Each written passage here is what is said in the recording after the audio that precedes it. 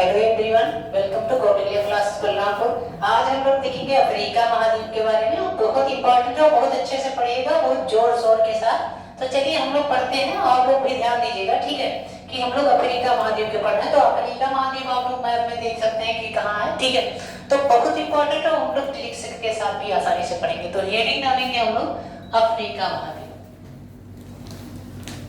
Africa महाद्वीप।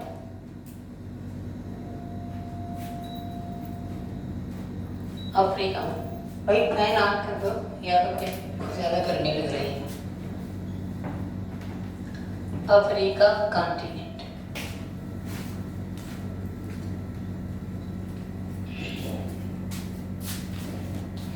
अब हम लोग देखेंगे, ध्यान से देखिएगा। सबसे पहले तो हम लोग इसके मैप को देख लेते हैं।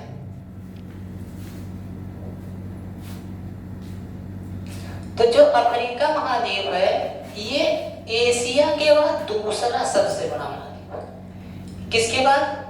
एशिया के बाद दूसरा सबसे बड़ा महाद्वीप है। अब मैप में देखोगे तो यहां से देखिएगा, ये आपका ध्यान से देखिएगा, एशिया के बाद दूसरा सबसे बड़ा महाद्वीप है। किसके बाद? एशिया के बाद। ये एकमात्र ऐसा महाद्वीप है अफ्रीका जिससे तीनों रेखाएं उसकी गुजरती है। कौन सी रेखाएं? तीनों रेखाएं होके, मतलब कर्क रेखा, कौन सी रेखा? कर्क रेखा, विषुवत रेखा, कौन सी रेखा? विषुवत रेखा, कौन सी रेखा भाई? विषुवत रेखा, और एक और रेखा, कौन सी रेखा? मकर रेखा। एकमात्र ऐसा महाद्वीप है जिससे ये तीनों रेखाएं होकर गुजरती हैं। कौन कौन सी रेखा? कर्क रेखा, विषुवत रेखा। क्वेश्चन पूछा गया है, कई बार क्वेश्चन पूछा गया है कि कौन सा ऐसा महाद्वीप है जिससे ये तीनों रेखाएं गुजरती हैं। तो कौन सी रेखा है? आपका सॉरी, कौन सा महाद्वीप है? अफ्रीका महाद्वीप है, ठीक है, अफ्रीका महाद्वीप। तो पहला पॉइंट आपको याद होना चाहिए, अफ्रीका जो है एशिया के बाद दूसरा सबसे बड़ा महाद्वीप है, ठीक है। दूसरा पॉइंट, कर्क रेखा, विषुवत रेखा और मकर रेखा, तीनों रेखाएं किस देश से होकर क्या होती हैं? गुजरती हैं, ठीक है। अब आप देखोगे इस महाद्वीप के बारे में, आप देखो थोड़ा सा, ये मेडागास्कर है,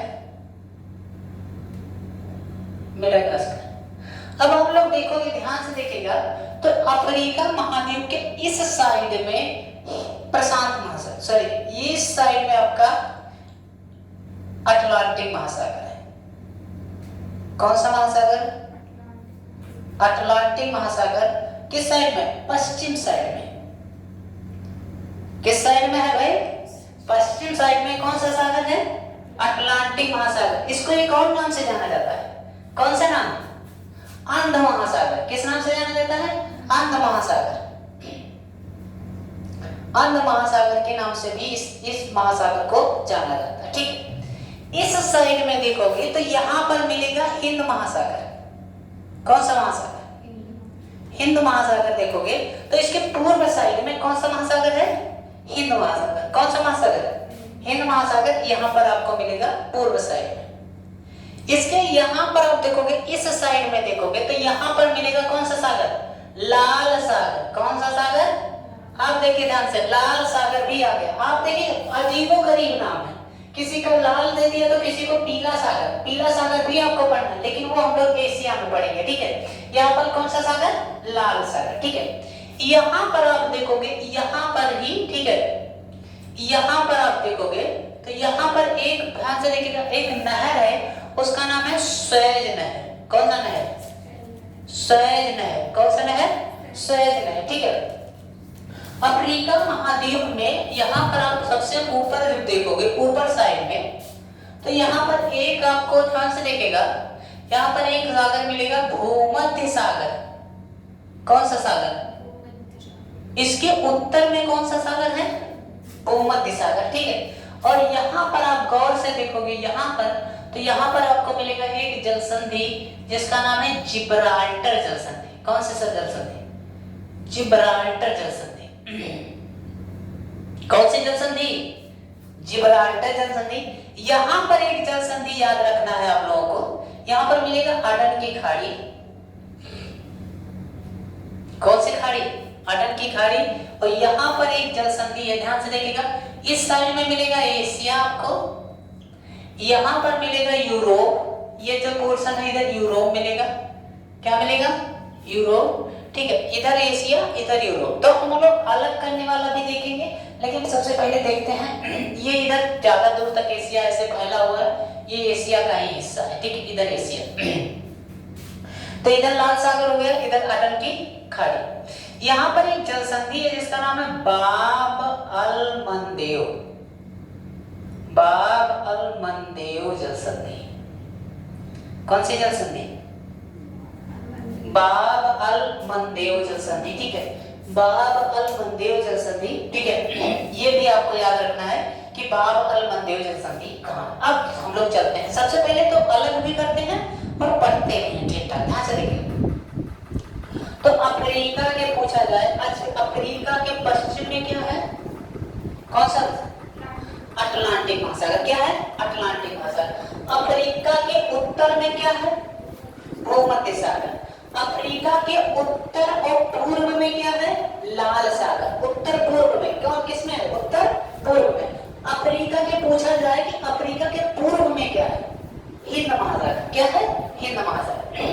अब हम लोग देखिए, अफ्रीका को हम लोग सबसे पहले एशिया से अलग करेंगे। किससे? एशिया से। चलिए अलग कर लेते हैं। तो अफ्रीका को अगर एशिया से अलग करते हैं तो बाब अल मंदेव जो जल संधि है, ये क्या करती है? लाल सागर को अटन की खाड़ी से जोड़ती है। क्या करती है? जो जल संधियां होती है उनका एक काम होता है कि लैंड बॉडी को तो अलग करती है और जो स्थल बॉडी, मतलब जो आपको वाटर बॉडी होता है उसको जोड़ती है। तो ये अटन की खाड़ी को क्या करेंगे? अटन की खाड़ी को लाल सागर से क्या करती है? जोड़ती है। यहाँ पर एक देश मिलेगा सोमालिया। कौन सा देश? सोमालिया, ठीक है। को यमन, एशिया का देश यमन, यमन से ये एशिया का देश यमन और अफ्रीका का देश सोमालिया, इससे ये क्या करती है? अलग करती है। तो बाब अल मंदेव जो जल संधि है वो यमन को किससे अलग करती है? किससे अलग करती है? एशिया को अफ्रीका से अलग करती है। तो एशिया का कौन सा देश? यमन देश, और अफ्रीका का कौन सा है? सोमालिया, ठीक है, याद रहेगा, ठीक है। तो चलिए बाब अल मंदेव जल संधि पूछा जाए तो कुछ याद रखना है कि एशिया और अफ्रीका के मध्य है, और ये किसको कैसे? लाल सागर को किससे अलग करता है? अटन, सॉरी, लाल सागर को अटन की खाड़ी से जोड़ता है और सोमालिया को यमन से क्या करता है? अलग करता है। याद रहेगा, कोई दिक्कत? ये ध्यान से देखिएगा। स्वेज नहर क्या होता है? स्वेज नहर, ये आपका स्वेज नहर ये लाल सागर को भूमध्य सागर से जोड़ता है। क्या करता है? लाल सागर को किससे जोड़ता है? भूमध्य। ये मानव निर्मित है, मानव के द्वारा बनाया गया है, मतलब ये खुद बना नहीं था, इसको बाद में बनाया गया, ठीक है। एक और जब याद रखना है, पनामा नहर, पनामा नहर भी मानव निर्मित है। कैसा है?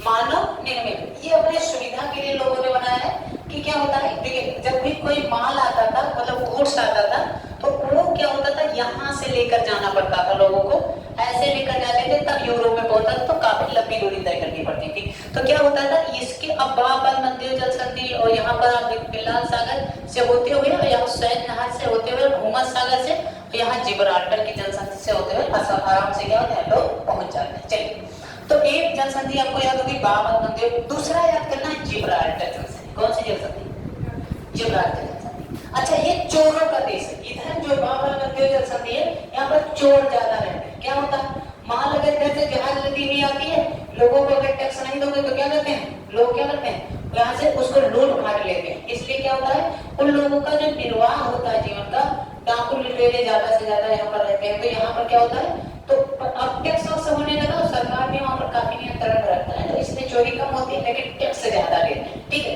तो ये भी याद रखना है। अब यहाँ पर देखेंगे जिब्राल्टर। जिब्राल्टर जल संधि क्या होता है, अफ्रीका को किससे अलग करता है? यूरोप से, ठीक है। अफ्रीका को किससे अलग करता है? हाँ, यूरोप, ये अफ्रीका। और अफ्रीका का कौन सा देश? मोरक्को। कौन सा देश? यहाँ इसकी राजधानी रबात। कौन सी राजधानी? रबात। कौन सी राजधानी?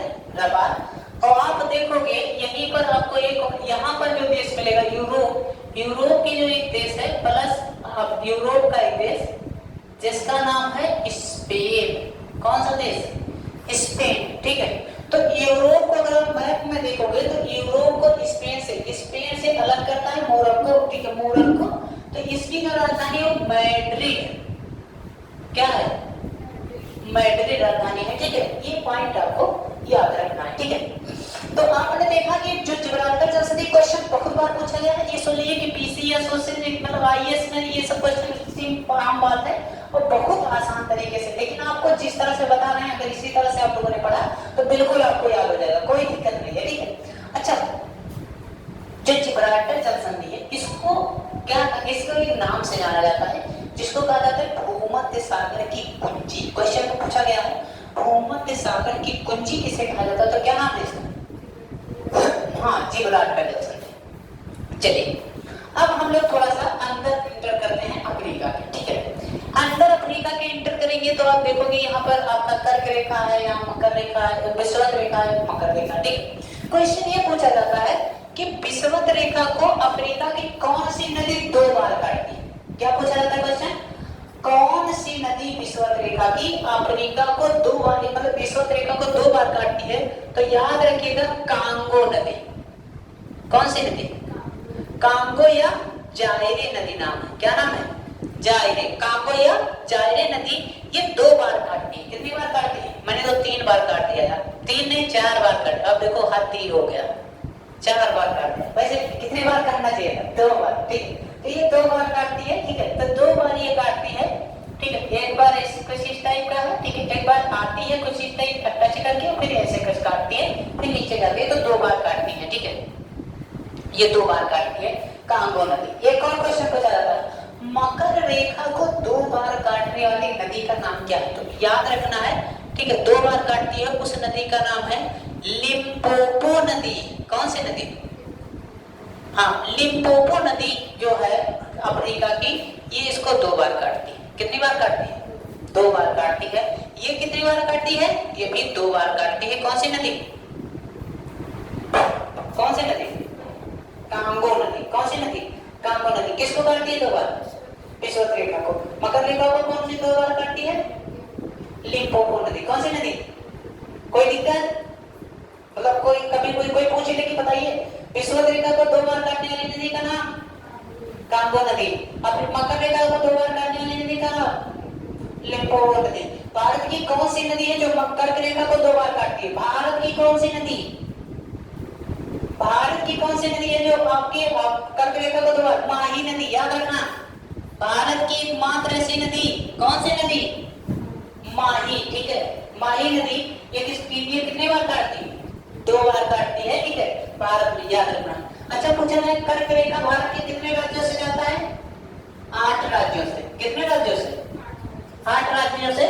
जब हम लोग एशिया पढ़ेंगे तो उसमें, या भारत जब पढ़ेंगे तो उसमें देख लेंगे भारत के 8 राज्यों से याद कर लेंगे। और वैसे हम लोग आसानी से याद कर लेंगे। ठीक है, कि गुजरात, राजस्थान, ठीक है, ऐसे चलते हुए। ठीक है, मध्य प्रदेश, फिर उधर झारखंड, छत्तीसगढ़, ठीक है, फिर पश्चिम बंगाल, फिर उधर जाएंगे हम लोग त्रिपुरा, मेघालय। ठीक है, ऐसे हम लोग याद कर लेंगे आसानी से जब हम लोग उसको याद करेंगे। ठीक है, अब हम लोग उसमें याद करते हैं पितर पर गौछा झारो। ई कौन? ठीक है, इसमें ट्रिक याद करना है, लेकिन अभी नहीं, बाद में। ठीक है, चलिए, तो इसमें कोई दिक्कत? ठीक है, ये पता चल गया कि इधर किस साइड में है, अफ्रीका कैसे अलग होता है। ठीक है, अफ्रीका में कुल देशों की संख्या जो है वो 54 देश है। कितने देश हैं? कितने देश हैं? हाँ, क्वेश्चन पूछा जाए कि अफ्रीका में कुल देशों की संख्या कितनी है, तो कितनी है? 54। एशिया में कुल देशों की संख्या लगभग 48 देश है। कितने देश? हाँ, एशिया में 48 है, लेकिन इसमें कितने देश हैं? 54 देश है। ठीक है, ये याद रखना है अपने पॉइंट में। ठीक है, ये पॉइंट आप लोग नोट करते हैं तो ज्यादा ठीक रहेगा। ठीक है, अब हम लोग आगे थोड़ा देखते हैं। ठीक है,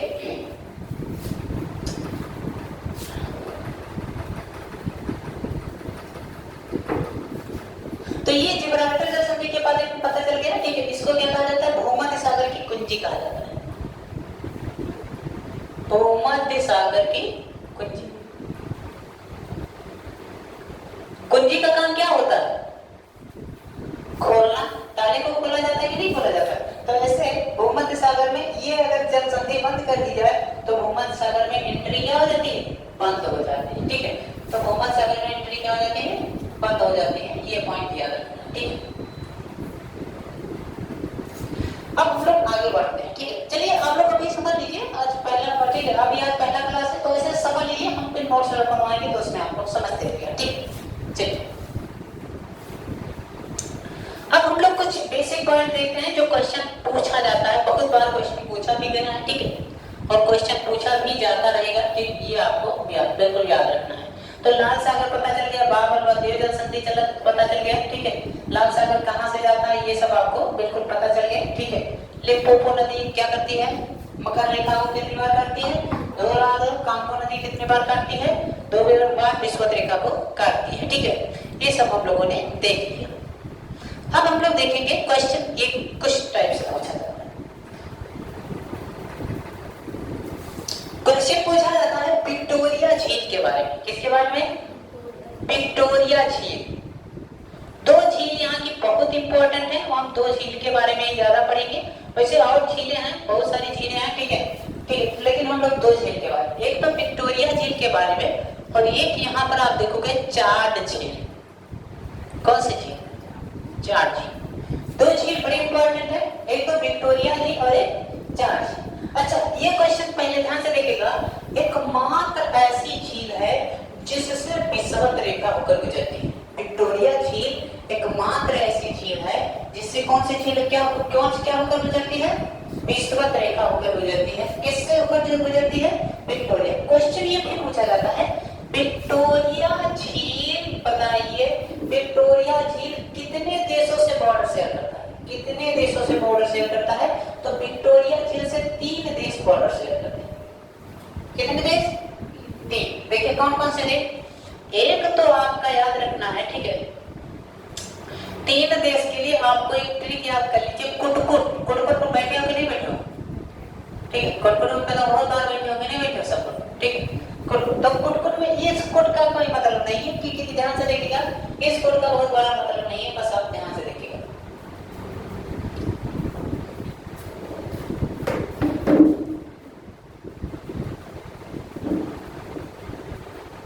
ठीक है, तो यहाँ पर आप देखोगे तो के से हो गया केन्या, क्या हो गया, के से केन्या, यू से युगांडा, क्या हो जाएगा, युगांडा, और टी से तंजानिया, क्या हो जाएगा, तंजानिया। और ये इसका कोड का कोई मतलब नहीं है, देखिए। तो ये 3 देश याद रखना है, कौन से 3 देश, कुटकुट में याद, कुटकुट में बैठोगे तो 3 देश आपके साथ हमेशा चलेंगे। कौन कौन से देश, केन्या, युगांडा और तंजानिया। कौन कौन से देश, केन्या, युगांडा और तंजानिया, ठीक है। केन्या, युगांडा और तंजानिया। ये कौन से झील से बॉर्डर शेयर करते हैं, विक्टोरिया झील से क्या करते हैं, बॉर्डर शेयर करते हैं। अब बताइए, आप कुटकुट में बैठे हो, 3 देश आपके साथ चल रहा है, बताइए कभी आप लोगों ने सोचा है कि 3 देश हमारे साथ हमेशा रहता है, हमारी रक्षा करता है या कुछ भी करता है, ठीक है। अब याद रहेगा कि कुटकुट पर बैठे हो तो 3 देश आपके साथ हमेशा है, केन्या, युगांडा और तंजानिया, ठीक है। तो इससे ये पूछा जाता है कि अफ्रीका की सबसे ऊंची चोटी का नाम किलिमंजारो, क्या, किलिमंजारो, ठीक है। अब किलिमंजारो ध्यान से देखो, कहके देखो, ध्यान से देखो, ध्यान से, किलिमंजारो, ठीक है। किलिमंजारो जो है वो तंजानिया में, कहाँ है, तंजानिया, क्या, तंजानिया में है, ठीक है। याद रखना, किलिमंजारो जो अफ्रीका की सबसे ऊंची चोटी का क्या नाम है, किलिमंजारो। और किलिमंजारो है कहाँ, अफ्रीका में है, ठीक है। तो कुटकुट पर बैठे हो तो अब देखो सबसे बड़ी बात ये हो गई कि अफ्रीका की सबसे ऊंची चोटी भी आपके साथ घूम रही है, क्या, किलिमंजारो, क्या घूम रहा है, किलिमंजारो। अच्छा किलिमंजारो की बहुत ज्यादा हाइट नहीं है, ठीक है। किलिमंजारो की लगभग 5900 है, 5895 किलोमीटर, तो बहुत ज्यादा है नहीं, ठीक है, इसकी हाइट।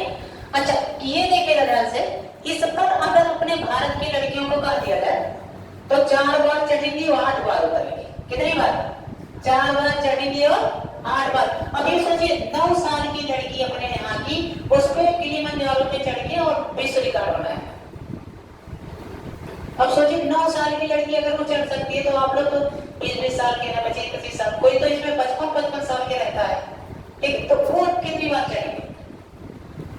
वो 4 बार चढ़ेंगे और 8 बार उतरेंगे, ठीक है। तो ये किलिमंजारो भी आपके साथ घूमता है, याद रखिएगा। एक पॉइंट और, केन्या की जो राजधानी नैरोबी है, केन्या की जो राजधानी, याद रखिएगा, केन्या की जो राजधानी नैरोबी है, यहीं पर यूएनईपी का मुख्यालय है। किसका मुख्यालय? यूएनईपी का, ठीक है। यूएनईपी का मुख्यालय कहाँ है? ये केन्या में है। तो अब सोचो यूएनईपी का मुख्यालय भी आपके साथ घूम रहा है कोट में, ठीक है। बस याद करने का तरीका है, कोई बहुत बड़ी मतलब नहीं, ठीक है। तो विक्टोरिया झील से पता चल गया, विक्टोरिया झील से 3 देश सीमा बॉर्डर से करने कौन कौन से थे? केन्या, युगांडा और तंजानिया। केन्या अफ्रीका की सबसे ऊंची चोटी का नाम किलिमंजारो, वो कहाँ है? किस देश में? तंजानिया में है। और केन्या की राजधानी नैरोबी में किसका मुख्यालय है? यूएनईपी का। अब बताइए कब? बढ़िया, ठीक है, याद हो जाएगा कि नहीं याद हो जाएगा? अब हम लोग आगे बढ़ते हैं, ठीक है। अब हम लोग देखेंगे, एक क्वेश्चन ये पूछा जाता है, अब फिर विक्टोरिया झील से किस नदी का उद्गम होता है? याद रखिएगा, विक्टोरिया झील से किस नदी का उद्गम होता है? तो याद रखिएगा, श्वेत नील का। किस नील का? श्वेत नील नदी का उद्गम होता है। किस नील का?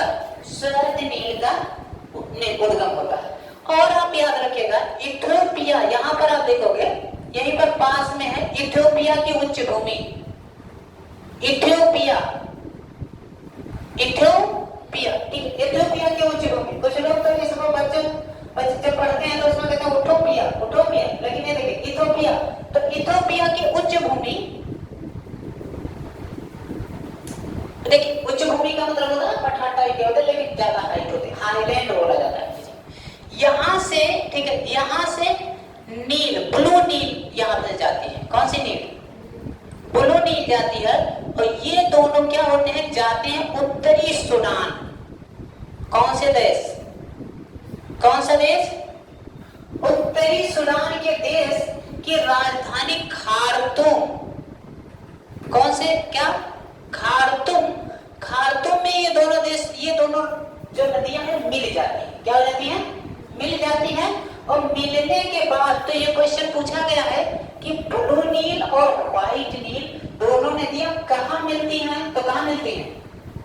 खार्तूम में मिलती है। कहाँ मिलती हैं? खार्तूम, ठीक है, खार्तूम। खार्तूम किसकी राजधानी? किसकी राजधानी है? उत्तरी सूडान की। किसकी राजधानी है? उत्तरी सूडान की राजधानी खार्तूम में ये दोनों नदियां मिलती हैं, ठीक है। अब आप देखोगे उत्तरी सूडान, तो ये दोनों मिलन रास्ता, यहीं पर आप देखोगे क्वेश्चन क्या पूछा जाता है, ध्यान से देखिएगा। ये क्वेश्चन पूछा जाता है, नील नदी की देन किस देश को कहा जाता है? तो याद रखिएगा, यहाँ मिस्र को। किसको कहा जाता है? मिस्र को। नील नदी किस देश को, किस नील नदी के देश के, मतलब नील नदी की देन किस देश को कहा जाता है? मिस्र को, ठीक है। मिस्र की राजधानी काहिरा। क्या है? काहिरा। मिस्र की राजधानी काहिरा। तो ये पूछा जाता है, ये भी क्वेश्चन पूछा गया है कि बताइए नील नदी के मुहाने पर कौन सा देश, मतलब कौन सा शहर स्थित है? तो कौन सा शहर स्थित है? काहिरा शहर। कौन सा शहर? काहिरा शहर। आप देखिए, एक यहाँ पर आप दक्षिण अफ्रीका में आइए, तो दक्षिण अफ्रीका में देखोगे, दक्षिण अफ्रीका का एक यहाँ पर देखोगे, ध्यान से, केप टाउन है। एक शहर है केप टाउन, ध्यान से देखिए। सबसे बड़ा रेल मार्ग यहां से यहां तक बिछा हुआ है काहिरा तक। ये काहिरा है, तो काहिरा से, तो केप काहिरा रेल मार्ग है दक्षिण अफ्रीका में सबसे बड़ा रेल मार्ग। क्या नाम है? केप काहिरा रेल मार्ग। क्या नाम है? Cap Cairo. केप टाउन कहाँ का? दक्षिणी अफ्रीका का। दक्षिणी अफ्रीका का केप टाउन, तो यहाँ से केप ले गया है। और मिस्र की राजधानी काहिरा, ठीक है। तो यहाँ से यहाँ तक बना है, तो इसलिए इसका नाम क्या है? केप काहिरा रेल मार्ग। याद रहेगा, अफ्रीका की सबसे बड़ी रेल मार्ग का नाम क्या है? केप काहिरा रेल मार्ग। याद रहेगा। चलिए, आपको याद हो गया केप काहिरा रेल मार्ग, ठीक है। अब देखिएगा ध्यान से, तो ये आपको केप काहिरा रेल मार्ग भी याद हो गया। अब पूछा जाता है, मैंने बताया कि आपको विक्टोरिया झील से उद्गम होता है श्वेत नील का, व्हाइट नील का। और आपका ध्यान से देखिए ब्लू नील कहां से उद्गमित होती है? इथियोपिया की उच्च भूमि से, ठीक है। उथोपिया नहीं इथोपिया, ठीक है। उथोपिया नहीं इथोपिया की उच्च भूमि से, क्या नाम है, ठीक है, ब्लू नील। और वो दोनों कहां मिलते हैं? खार्तूम में। वो किसकी राजधानी है? उत्तरी सूडान की राजधानी, ठीक है। इसका और ये ध्यान से देखेगा, और इसके तो ये दोनों नदियां मिलकर नील नदी बनाती है। कौन सी नदी? नील नदी बनाती है, ठीक है। नील नदी के मुहाने पर कौन सा देश, मतलब कौन सा सबसे बड़ा शहर स्थित है? काहिरा। क्या स्थित है? काहिरा। यहाँ पर किसकी खेती बहुत ज्यादा की जाती है? मतलब मिस्र में तो यहाँ पर की जाती है खजूर की खेती। किसकी खेती? खजूर की खेती, ठीक है। कुछ लोग कहते हैं कि मिस्र की जो लड़कियां होती बड़ी खूबसूरत होती है, ठीक है। कुछ लोग भाई इसीलिए वहां पर जाते हैं कि चलिए इसी बहाने घूमाए, ठीक है। तो ये भी बात। एक और बात, मिस्र को जंक्शन कहा जाता है। कुछ हिस्सा इसका इधर है, ठीक है। तो मिस्र को एशिया का जंक्शन भी कहा जाता है, मतलब अफ्रीका और एशिया का क्या कहा जाता है? जंक्शन भी कहा जाता है। तो चलिए हम लोग बहुत पॉइंट अब देखिएगा। क्वेश्चन ये भी पूछा जाता है कि सबसे बड़ी नदी का नाम, सबसे लंबी नदी का नाम क्या है? तो नील नदी है। सबसे लंबी नदी का नाम क्या है? दूसरी सबसे लंबी नदी का नाम अमेजन नदी, ठीक है।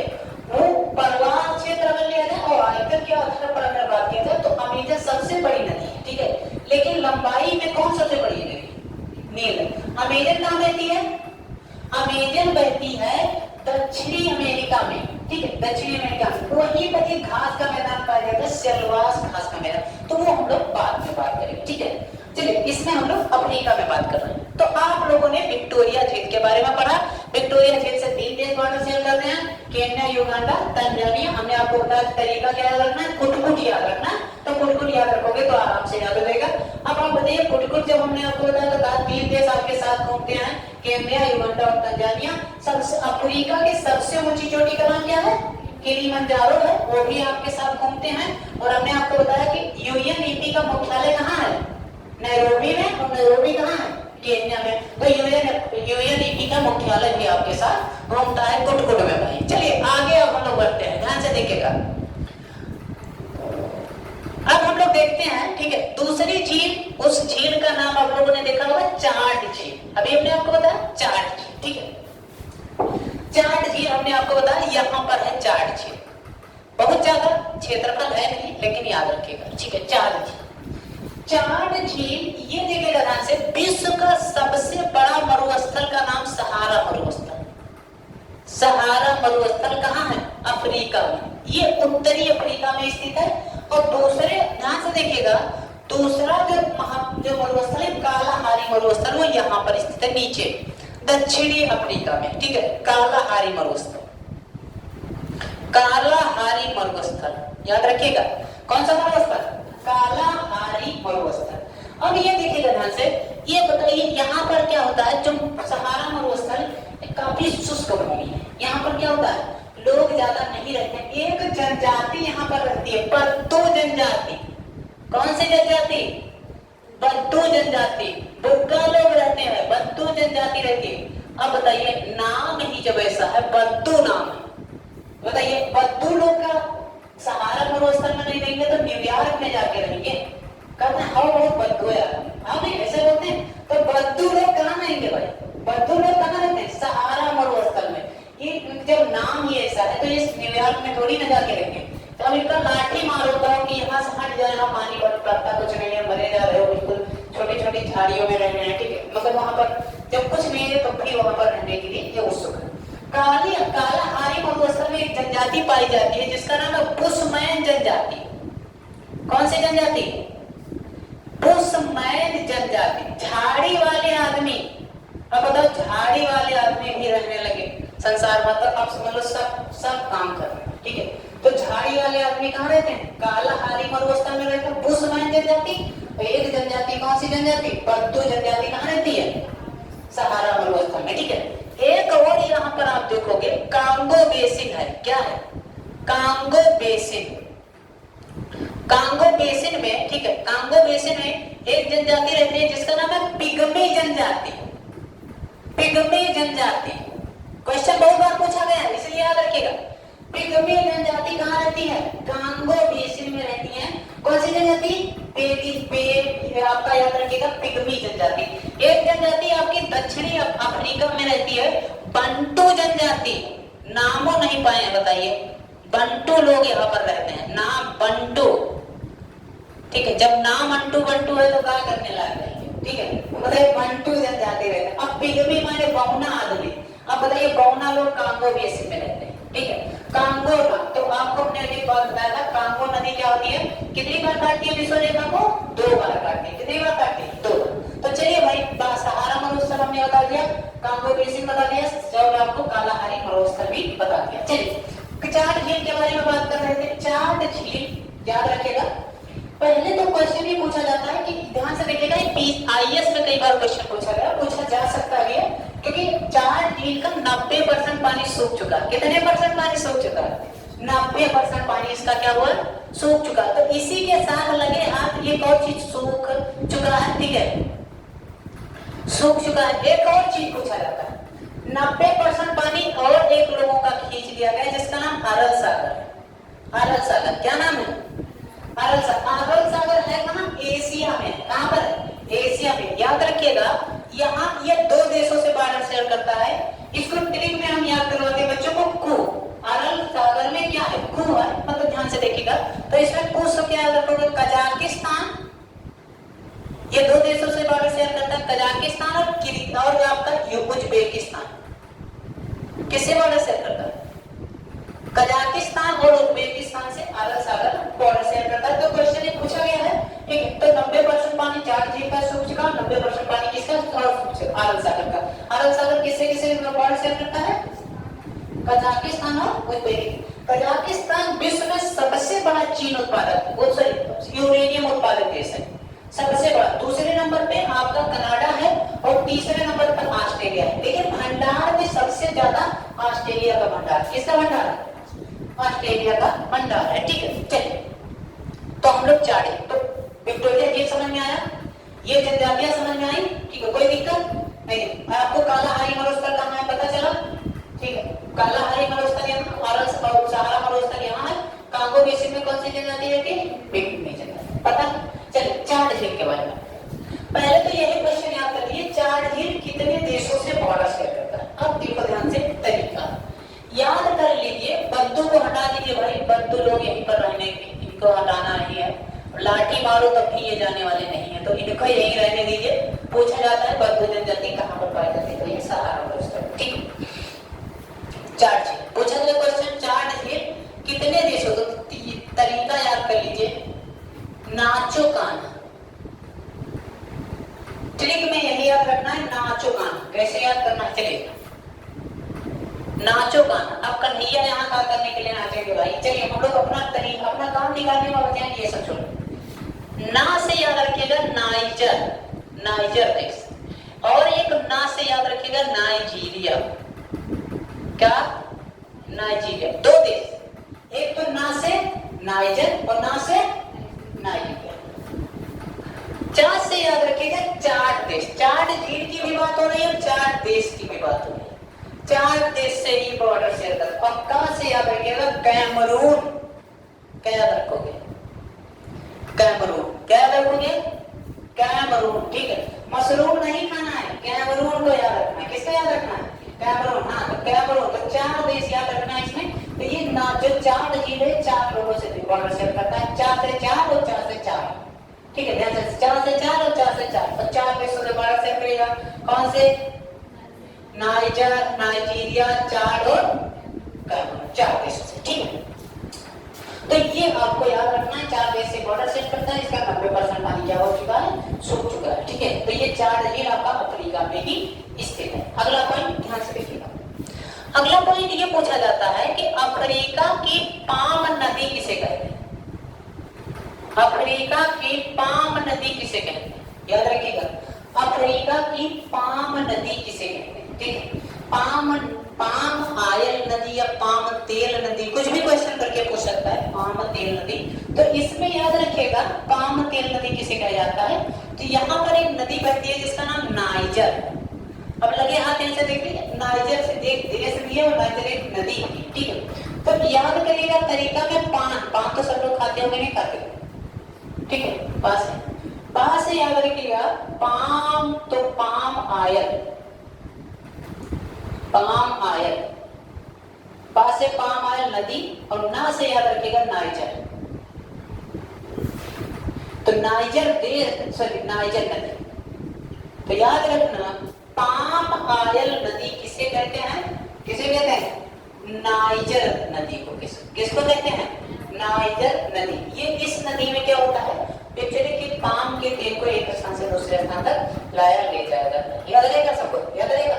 तो पाम आयल नदी किस देश को कहते हैं, यहाँ पर आपको याद रखना है नाइजर। यहाँ पर एक और याद रखिएगा, यहाँ पर एक झील है, यहाँ पर ध्यान से देखिएगा, अफ्रीका की सबसे बड़ी झील, मानव निर्मित सबसे बड़ी झील है, कृत्रिम झील जिसको बोलते हैं, अफ्रीका की सबसे बड़ी झील है, ठीक है, कृत्रिम झील, जिसका नाम है वोल्टा झील। कौन सी झील, वोल्टा झील, ठीक है। अफ्रीका की सबसे बड़ी झील, मतलब मानव निर्मित सबसे बड़ी झील, उसका नाम क्या है, क्या नाम है, वोल्टा झील। क्या नाम है, वोल्टा झील,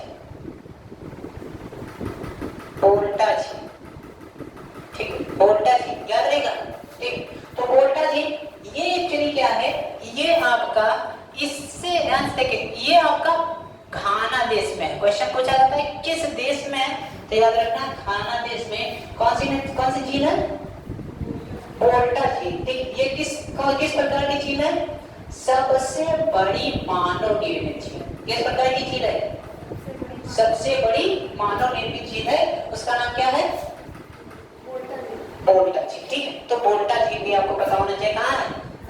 एक और क्वेश्चन यहाँ से पूछ लेगा, कि ध्यान से देखिएगा, ऐसा क्वेश्चन ये पूछ लेगा कि जो वोल्टा झील है, ठीक है, इससे बताइए जीएमटी गुजरता है कि नहीं, जो गुजरता है।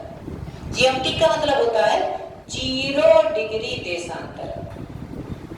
देशांतर का मतलब खड़ी लाइन, जो खड़ी लाइन है, ठीक है, खड़ी लाइन का मतलब ये वाली, ध्यान से देखिएगा, ये आपका ये है, तो यहाँ पर आप देखोगे जो इस टाइप की झील है, ठीक है, इस टाइप, ये इस तरह की रेखाएं हैं। तो ये जो रेखाएं हैं, ये क्या गुजरती हैं इससे कि नहीं गुजरती हैं, तो ध्यान से देखिएगा, तो ये आपकी सबसे बड़ी मानव निर्मित झील है। हाँ साहब, आप 4 बजे से पढ़वा दें, कहते हम 3 बजे से पढ़ेंगे पहले, ठीक। तो आपको पता चल जाएगा, ठीक है, खारतूम आपको पता चला कहाँ पे मिलती है, ठीक है। तो ये आपको वोल्टा झील पे पता चल गया। अब देखिएगा ध्यान से, एक और क्वेश्चन यहीं पर लगे हाथ में देख लेता हूँ, ठीक है। वैसे बहुत ज्यादा बोल दिया, थोड़ा सा विचार करने तब बात करते हैं। तो ध्यान से देखिएगा, वोल्टा झील आपको पता चल गया, खड़ी लाइन को हम लोग क्या कहते हैं, देशांतर रेखा कहते हैं, और 0 डिग्री देशांतर की झील से होकर गुजरती है, वोल्टा झील से होकर गुजरती है, पत्तू झील। ध्यान से देखिएगा, ये आपका 10 से 11 देशों में आपका सहारा तक स्थित हुई है, सब हम लोग बात नहीं करेंगे। अब हम लोग बात करते हैं, यहाँ पर एक पर्वत है जिसका नाम है एटलस पर्वत। क्या नाम है, एटलस पर्वत, एटलस पर्वत, ठीक है। ये क्वेश्चन पूछा जाता है कि जो एटलस पर्वत है, ठीक है, एटलस पर्वत जो है वो कितने देशों से होकर, कितने देशों में विस्तार है इसका, कितने देशों में विस्तार है एटलस पर्वत का, तो याद रखिएगा इसने 3 देशों में। यह की मैट माने क्या होती है, चटाई, तो चटाई माने फैला हुआ है, तो ये ध्यान से देखिएगा, माँ से मोरक्को, मोरक्को देश में फैला है, ए से अल्जीरिया, क्या, ए से अल्जीरिया, और टी से ट्यूनीशिया, ट्यूनीशिया। तो याद रखना कि जो आपका एटलस पर्वत है वो 3 देशों में फैला है। कौन कौन से देश, मोरक्को, अल्जीरिया और ट्यूनीशिया। तो ये याद रखना है कि ये 3 देशों में फैला हुआ है, मोरक्को, अल्जीरिया और ट्यूनीशिया, ठीक है। अब यहाँ पर आप ध्यान से देखिएगा, कुछ और पॉइंट है। आपका मोरक्को, अल्जीरिया और ट्यूनीशिया एटलस पर्वत हो गया, ठीक है। हम लोगों ने सहारा मरुस्थल देख लिया, कांगो बेसिन देख लिया, कालाहारी मरुस्थल देख लिया, कौन सी जनजातियां कहाँ पर पाई जाती है, एक घास का मैदान है, और अफ्रीका आपका लगभग खत्म हो गया, ठीक है। घास के मैदान आप लोग देख लीजिए जल्दी से, ठीक है। जो क्वेश्चन आते हैं बस वही हम लोगों को देखना है। और अफ्रीका महाद्वीप को जयराम जी बोल दीजिए, ठीक है। अफ्रीका में बहुत ज्यादा कुछ है नहीं, बस ध्यान से देखिएगा। तो अफ्रीका में दो प्रकार के घास के मरुस्थल पाए जाते हैं। एक तो यहाँ पर पाया जाता है, इसके बीच में ध्यान से देखिएगा, सवाना। क्या पाए जाते हैं? सवाना। और यहाँ पर आप देखोगे एक घास के मैदान पाए जाते हैं, बेल्ट। कौन घास के मैदान पाए जाते हैं? बेल्ट घास के मैदान पाए जाते हैं। ध्यान से देखिएगा, जो सवाना घास का मैदान है ये उष्णकटिबंध, ऊष्ण घास का मैदान है। किस प्रकार का घास का मैदान है? ऊष्ण घास मैदान है, ठीक है। और जो आपका बेल्ट घास का मैदान है ये शीतोष्ण है। ये क्वेश्चन पूछा जाता है कि ये किस प्रकार का घास का मैदान है? तो इसी का ये कई क्षेत्रों में फैला हुआ है, कांगो बेसिन में इधर आपका, ठीक है, इधर आपका कई क्षेत्र है उस वहां तक फैला हुआ है। लेकिन जो बेल्ट है वो आपका केवल दक्षिणी अफ्रीका में पड़ता है, दक्षिणी अफ्रीका में पाया जाता है, ठीक है। दक्षिणी अफ्रीका में पाया जाता है। तो कौन पाया जाता है? बेल्ट घास का मैदान। और ये किस प्रकार का घास का मैदान है? शीतोष्ण घास का, शीतोष्ण घास का मैदान। दिख रहा है जो लिख रहा है? दिख रहा है? नहीं दिखता?